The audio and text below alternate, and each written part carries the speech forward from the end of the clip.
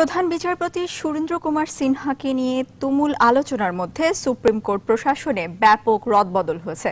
সর্বোচ্চ আদালতের registrar general, অতিরিক্ত রেজিস্ট্রার ও ডেপুটি রেজিস্ট্রার সহ 10 কর্মকর্তার বদলির সুপারিশ সুপ্রিম কোর্ট অনুমোদন করেছে। সুপ্রিম কোর্ট প্রশাসনিক কার্যালয় সূত্র জানিয়েছে, দায়িত্বপ্রাপ্ত প্রধান বিচারপতি মোহাম্মদ আব্দুল ওয়াহাব মিয়া তাদের বদলির অনুমোদন দেন। এদিকে সুপ্রিম কোর্টের পরামর্শক্রমে বিচার বিভাগীয় এই কর্মকর্তাদের বদলির আদেশ হয়েছে বলে রবিবার আইন মন্ত্রণালয়ের এক প্রজ্ঞাপনে বলা হয়েছে। এর মধ্যে রেজিস্ট্রার জেনারেল আমিনুল ইসলামকে বদলি করে ন্যূনতম মজুরি বোর্ডের চেয়ারম্যান করা হয়েছে। এছাড়াও অতিরিক্ত রেজিস্ট্রার সাব্বির ফয়েজকে লালমনিরহাটের অতিরিক্ত জেলা জজ, অতিরিক্ত রেজিস্ট্রার অরুণাভ চক্রবর্তীকে সাতক্ষীরা অতিরিক্ত জেলা জজ, প্রধান বিচারপতির ব্যক্তিগত সহকারী আনিসুর রহমানকে পঞ্চগড়ের অতিরিক্ত জেলা জজ, অতিরিক্ত রেজিস্ট্রার আজিজুল হককে ঠাকুরগাঁয়ের অতিরিক্ত জেলা জজ, ডেপুটি রেজিস্ট্রার AHN ইসমাইলকে বরগুনার অতিরিক্ত জেলা জজ, হাইকোর্ট বিভাগের অর্থ উন্নয়ন বিভাগের অতিরিক্ত রেজিস্ট্রার জাবিদ হোসেনকে রংপুরের নারী ও শিশু ট্রাইব্যুনালের বিচারক, হাইকোর্ট বিভাগের রেজিস্ট্রার দিলজার হোসেনকে ঢাকা স্পেশাল জেলা জজ, ডেপুটি রেজিস্ট্রার ফারজানা ইয়াসমিনকে পিরোজপুরের যুগ্ম জেলা জজ, ডেপুটি রেজিস্ট্রার কামাল হোসেন শিকদারকে চুয়াডাঙ্গা অতিরিক্ত জেলা জজ পদে বদলি করা হয়েছে। অভিযোগের সুরাহা না হওয়া পর্যন্ত দায়িত্ব নিতে পারবেন না প্রধান বিচারপতি সুরেন্দ্র কুমার সিনহা। আইনমন্ত্রী আনিসুল হক সচিবালয়ে নিজ কার্যালয়ে অনুষ্ঠিত এক সংবাদ সম্মেলনে রবিবার এমনই জানিয়েছেন। তিনি আরো বলেন, প্রধান বিচারপতির বিরুদ্ধে ওঠা অভিযোগের বিষয়ে যথাযথ আইনি প্রক্রিয়া মেনেই ব্যবস্থা নেওয়া হবে। অভিযোগ প্রমাণিত হলে সংসদ ও সুপ্রিম জুডিশিয়াল কাউন্সিলের কাছে বিচারপতি অপসারণের ক্ষমতা না থাকায় বিষয়টি রাষ্ট্রপতির এখতিয়ার বলেও জানান আইনমন্ত্রী। আরো জানাচ্ছেন তানসির মেহেদি।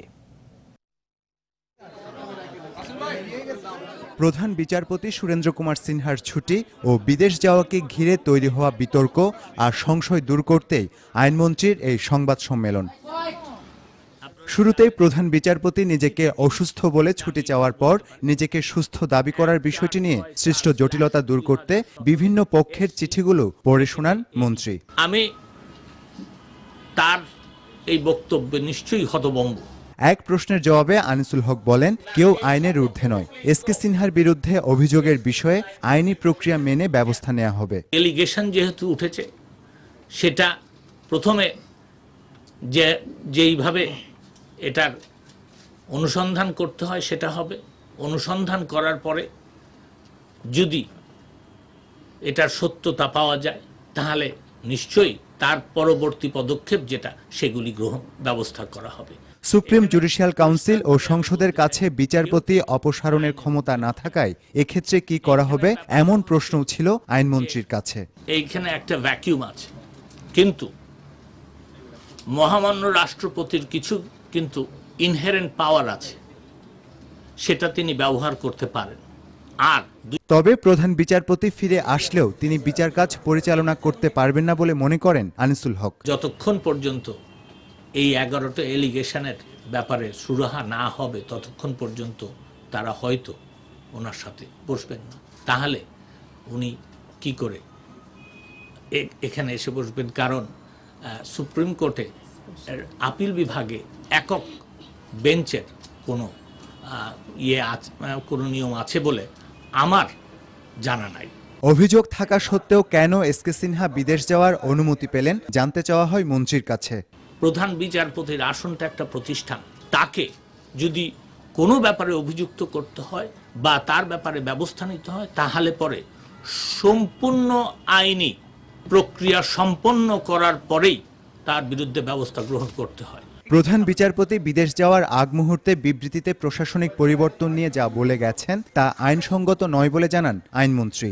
অস্থায়ী প্রধান বিচারপতি যিনি আছেন, তিনি প্রধান বিচারপতি যা কাজ করতে পারেন, তিনিও ঠিক সেই কাজ করতে পারেন, সেটাই সংবিধানে বলা আছে। এবং যদি কোনো প্রশাসনিক পরিবর্তন তিনি আনতে চান, তাহলে বাংলাদেশের সংবিধানের 97 অনুচ্ছেদ তাকে সেই ক্ষমতা দিয়েছে।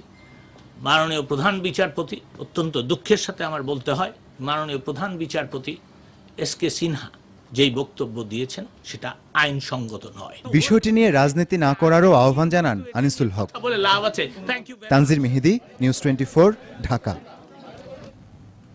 বিচার বিভাগের মর্যাদা রক্ষায় প্রধান বিচারপতির বিরুদ্ধে আনা সুনির্দিষ্ট অভিযোগগুলোর তদন্ত দ্রুত শুরু করা উচিত বলে মনে করেন সাবেক আইনমন্ত্রী ব্যারিস্টার শফিক আহমেদ।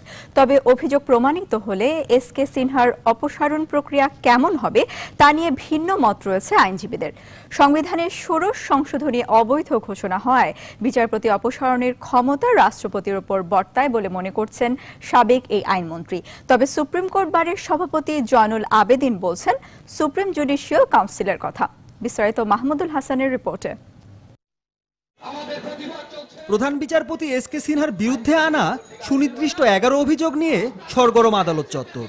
এ ঘটনায় সুস্পষ্ট দুই ভাগে বিভক্ত আইনজীবীরা। আইন সবার জন্যই সমান, তাই প্রধান বিচারপতির বিরুদ্ধে দ্রুতই তদন্ত শুরু করা উচিত বলে জানালেন সিনিয়র আইনজীবীরা। কিন্তু আইনের ঊর্ধ্বে না, এই অভিযোগগুলো তদন্ত হওয়া উচিত। তদন্তে যদি দেখা যায় যে সত্যিকার অর্থে নিয়ে অভিযোগগুলা মামলা দায়ের করা যায়, এই ভিত্তি আছে, তাহলে মামলা দায়ের হবে। কার্যকরী ব্যবস্থা নিতে হয় তাহলে সেটা হবে আইন অনুযায়ী, এবং এটার এখতিয়ার হলো দুদক এই ব্যাপারে তদন্ত করতে পারবে, ওনাকে নোটিশ দিবে। অভিযোগ প্রমাণিত হলে প্রধান বিচারপতির অপসারণ প্রক্রিয়া কি হবে তা নিয়ে দুই ধরনের মতামত পাওয়া গেল তাদের কাছ থেকে। সংবিধানের অন্যান্য ধারা অনুযায়ী যে সমস্ত অভিযোগ উত্থাপিত হয়েছে, দুর্নীতি, মানে বিদেশে পাচার, অনিয়ম, আর্থিক অনিয়ম, এই সমস্ত বিষয়ে ব্যবস্থা গ্রহণ করলে রাষ্ট্রপতি ব্যবস্থা নিতে পারবে। তবে সুপ্রিম কোর্ট বারের সভাপতি বলছেন ভিন্ন কথা। তার মতে প্রধান বিচারপতির অপসারণ ক্ষমতা এখন কেবলই সুপ্রিম জুডিশিয়াল কাউন্সিলের। যদি কারো বিচারপতির বিরুদ্ধে কোনো অভিযোগ আসে, এই সংবিধানে বলে দিয়েছে সুপ্রিম জুডিশিয়াল কাউন্সিল হবে, এর কোনো ব্যত্যয় হওয়ার কিছু নাই। এবং এই জন্যই তো 16 অ্যামেন্ডমেন্ট নিয়ে এত মারামারি, যে সেটার জন্য সুপ্রিম জুডিশিয়াল কাউন্সিল আছে। এদিকে অভিযোগের সুরাহা না হওয়া পর্যন্ত এসকে সিনহা প্রধান বিচারপতি হিসেবে থাকবেন কিনা তা নিয়েও মতবিভক্ত আইনজীবীরা। যতক্ষণ পর্যন্ত তার পদ খালি না হবেন